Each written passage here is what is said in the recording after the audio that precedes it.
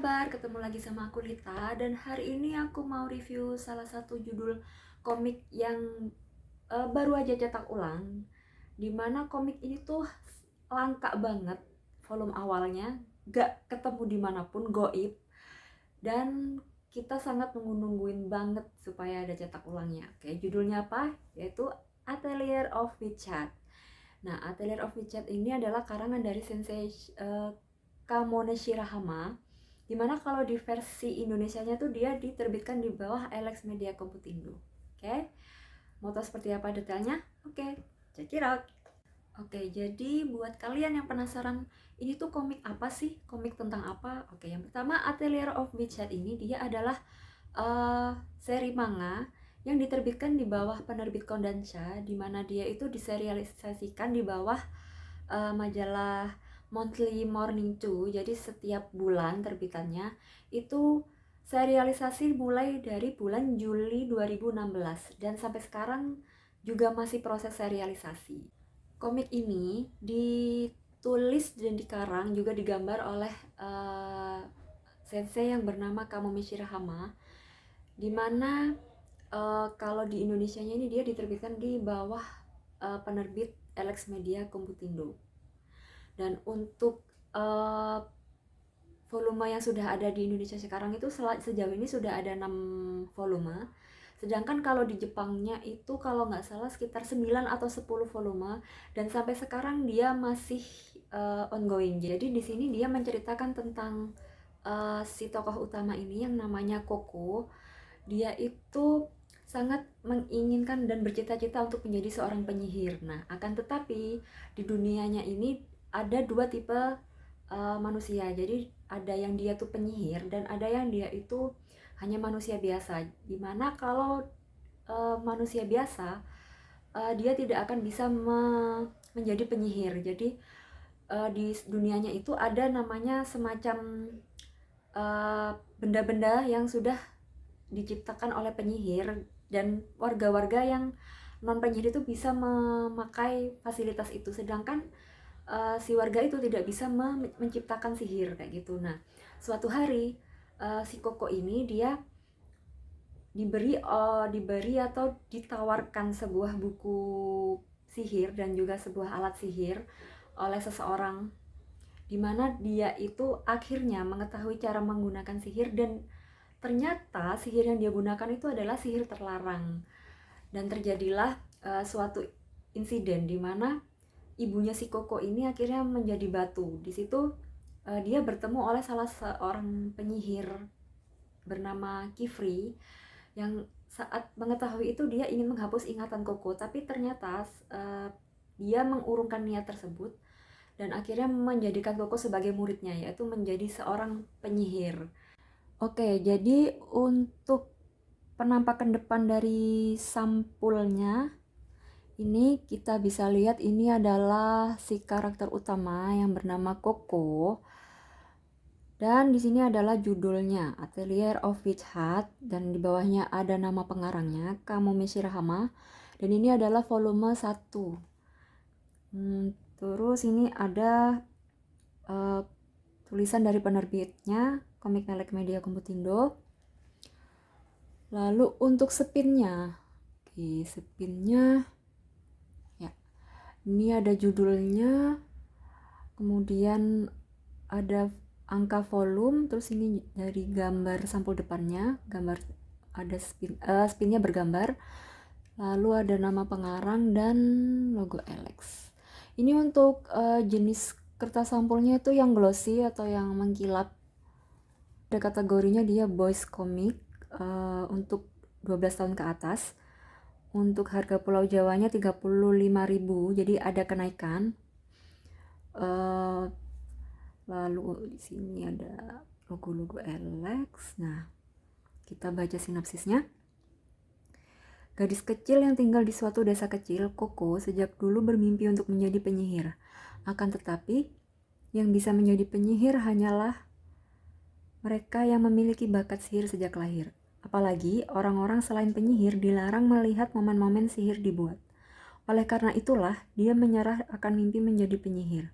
Hingga pada suatu hari, Koko tidak sengaja melihat detik-detik pembuatan sihir ketika seorang penyihir bernama Kifli berkunjung ke desanya. Oke, jadi ini adalah si profesor dan si penyihir yang nantinya akan menjadi gurunya Koko. Namanya Kifli atau Kifli kalau di sini tulisannya. Oke, kita ke halaman depan. Jadi ini untuk kertas dari komiknya, kertas newspaper ya, atau kertas koran.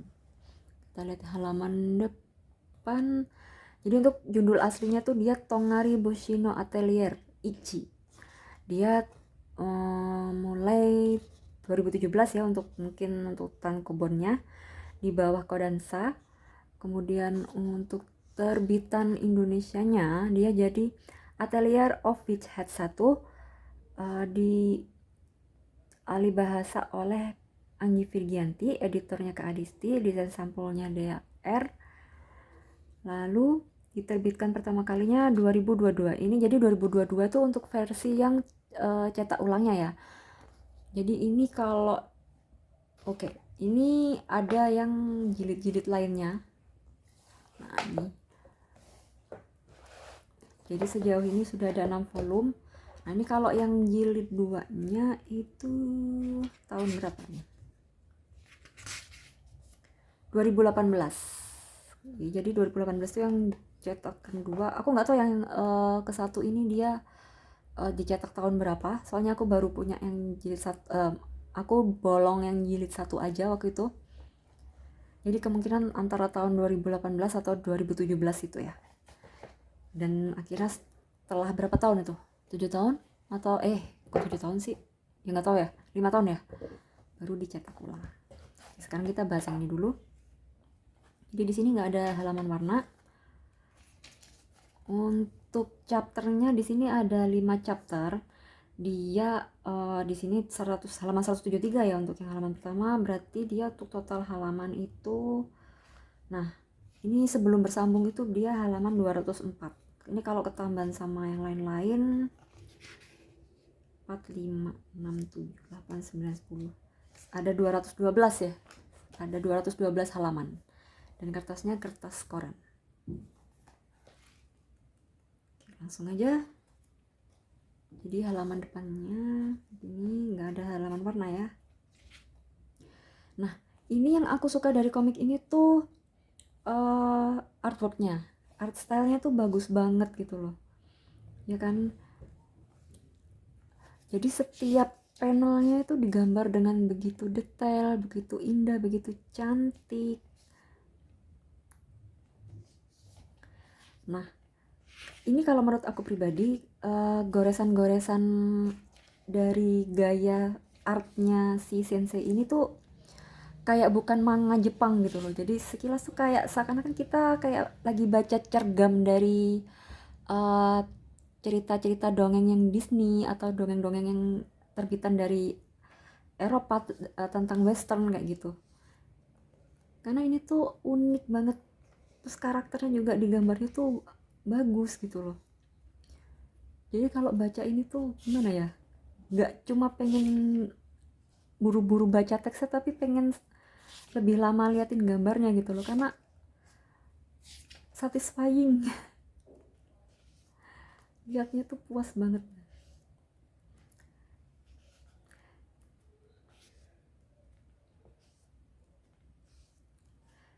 Cuma di sini mungkin untuk kendalanya aku nggak tahu nih, apa aku yang merasa aja atau emang kayak gitu.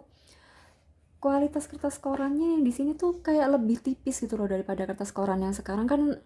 Sebenarnya menurut aku tuh sudah ada peningkatan kualitas. Jadi sebelumnya yang kertasnya tuh lebih tipis, tuh cetakannya jadi tembus itu pada beberapa bulan lalu tuh jadi lebih baik gitu loh. Kertasnya jadi mungkin sedikit lebih tebal, terus juga cetakannya lebih bagus, tintanya lebih bagus. Ini somehow kalau aku rasain kenapa jadi agak tipis lagi ya, ditambah dengan informasi kenaikan harga kertas koran kemarin itu, dari yang harganya mungkin 28.000 ya untuk yang kertas koran normal, itu jadi 32.000. Hanya saja untuk di sini kan 35.000. Untuk harga segitu tuh menurut aku kayak kurang gitu loh. Kan berharapnya kalau ada kenaikan harga juga kualitasnya juga tetap naik ya.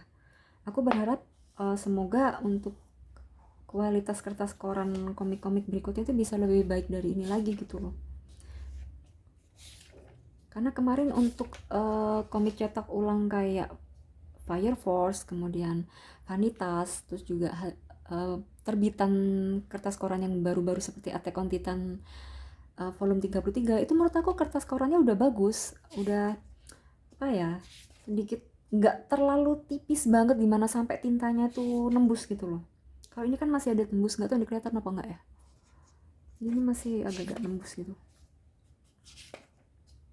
Oh ini kan, ini gambarnya kalau kelihatan sih agak nembus.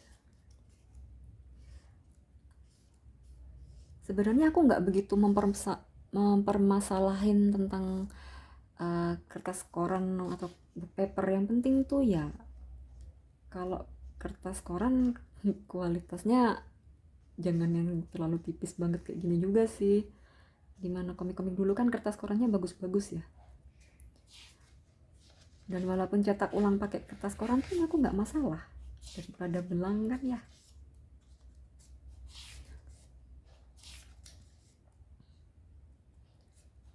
Gambarnya lucu banget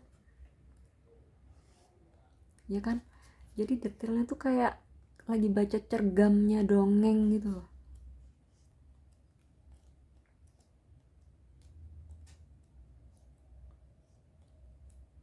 Oke, jadi ini iklan-iklan komiknya.